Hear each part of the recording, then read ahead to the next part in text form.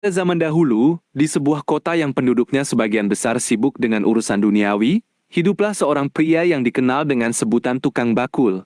Namanya tidak banyak tertulis di catatan orang, namun ketakwaannya tercatat di hati siapapun yang mengenalnya. Ia hidup dari tangan sendiri. Setiap hari membelah bambu, merautnya menjadi bilangan halus, lalu menganyamnya menjadi bakul yang rapat, kuat, dan rapi. Penampilannya sederhana. Pakaiannya kadang bertambal, namun hatinya bersih dari noda. Yang paling menonjol dari tukang bakul ini adalah ketepatan ibadahnya. Ia tidak pernah tertinggal salat berjamaah di masjid. Bahkan selalu datang lebih awal untuk menunggu waktu. Sebelum bekerja, ia berzikir. Di sela-sela anyaman, bibirnya tak berhenti mengingat Allah. Penduduk sekitar sering berkata, "Jika ingin melihat orang yang hatinya tenang, lihatlah tukang bakul." Ia tidak mencari kaya, cukup baginya rezeki halal yang menyahari dan menafkahi keluarganya dengan jujur.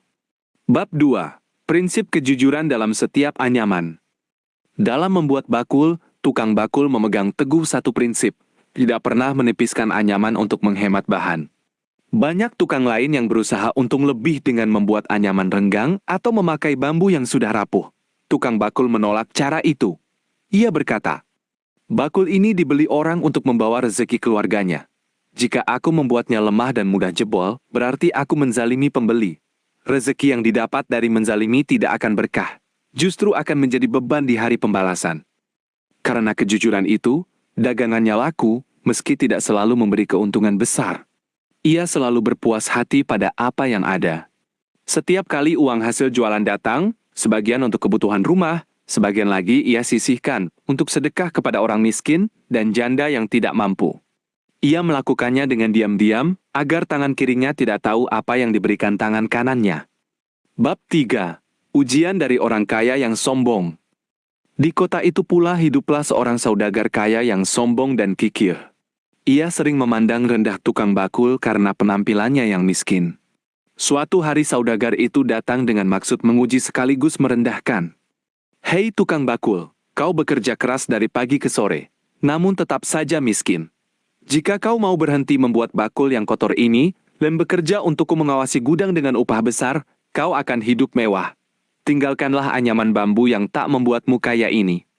Tukang bakul menghentikan anyamannya sejenak, menatap saudagar itu dengan tenang, lalu menjawab lembut namun tegas.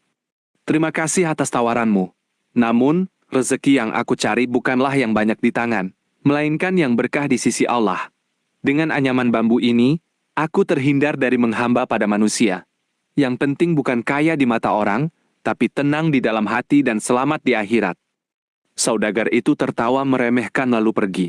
Namun tukang bakul tidak terpengaruh. Ia kembali menganyam dengan hati yang semakin lapang. Bab 4.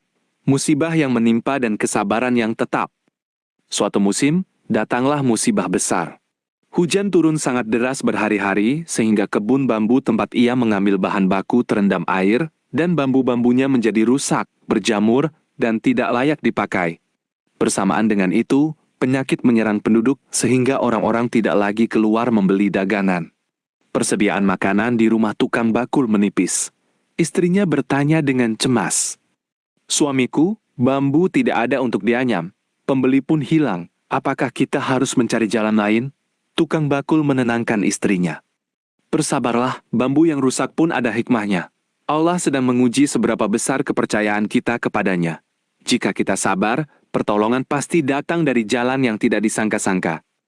Ia tetap melaksanakan syalat dan berzikir seperti biasa, bahkan dengan khusyuk yang lebih dalam. Ia tidak meminta belas kasihan pada siapapun, melainkan menyandarkan harapannya hanya kepada Allah. Bab 5. Pertolongan Allah yang datang dengan cara ajaib. Pada suatu hari di tengah kesempitan itu, seorang utusan dari penguasa kota datang mencari tukang bakul. Ternyata sang penguasa membutuhkan seorang yang dikenal jujur, bersih hatinya, dan teliti untuk memeriksa dan menyusun barang-barang peninggalan yang berharga. Sebuah tugas yang tidak boleh diembankan kepada orang yang tamak. Berita tentang kejujuran dan ketenangan hati tukang bakul telah sampai ke telinga penguasa. Ketika tukang bakul melaksanakan tugas itu, ia bekerja dengan sangat teliti. Tidak menyentuh barang yang bukan haknya, dan mencatat dengan jujur tanpa ada satupun yang terlewat. Penguasa sangat kagum dan memberinya upah yang layak serta mulia. Namun tukang bakul tidak berlebihan. Sebagian ia gunakan untuk kebutuhan, sebagian lagi untuk sedekah, dan sisanya ia simpan dengan sederhana. Bab 6.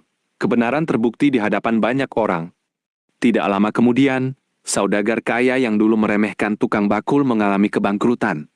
Karena keserakahannya dan kecurangan dalam berdagang, ia diperkarakan dan kehilangan kepercayaan seluruh penduduk. Ketika ia membutuhkan pembela, tidak ada yang mau mendukungnya. Sebaliknya, nama tukang bakul justru semakin harum. Orang-orang menyadari bahwa kekayaan yang diraih dengan curang akan binasa, sedangkan kemiskinan yang dijalani dengan kejujuran dan ketaatan akan dimuliakan pada waktunya. Banyak orang mulai datang kepada tukang bakul bukan untuk membeli bakul saja, melainkan untuk meminta nasihat dan mendengarkan petuahnya. Ia mengajarkan bahwa pekerjaan sekecil apapun, jika dikerjakan dengan niat baik dan kejujuran, bernilai besar di sisi Allah. Bab 7. Akhir hidup yang mulia dan penuh cahaya. Memasuki usia senja, tukang bakul semakin zuhud. Ia mengajarkan keterampilan menganyam kepada anak-anak muda kampung dengan satu pesan yang selalu diulang. Setiap bilah bambu yang kau anyam, anyamlah dengan hati yang jujur dan niat yang bersih. Nilai pekerjaanmu bukan pada harga jualnya, tapi pada ketulusan, kejujuran, dan ketaatan yang kau tanam di dalamnya. Ia wafat dalam keadaan sedang duduk berzikir. Wajahnya menghadap kiblat dengan senyum yang tenang di bibirnya. Konon, pada malam ia wafat, terlihat cahaya lembut menyelimuti rumahnya, dan beberapa orang bermimpi melihat tukang bakul dalam keadaan sangat mulia di sisi Allah. Hingga kini, kisahnya menjadi peringatan bahwa orang yang rendah hati, jujur, dan taat seperti tukang bakul akan selalu dimuliakan oleh Allah SWT. Inti pesan dari kitab Duratun Nasihin. Kejujuran adalah modal terbesar yang tidak akan pernah bangkrut. Rezeki yang berkah tidak diukur dari jumlahnya, tapi dari ketenangan hati yang ditimbulkannya.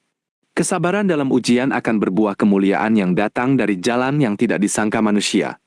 Pekerjaan apapun, sekecil apapun, jika dikerjakan dengan niat lurus dan ketaatan, bernilai tinggi di sisi Allah.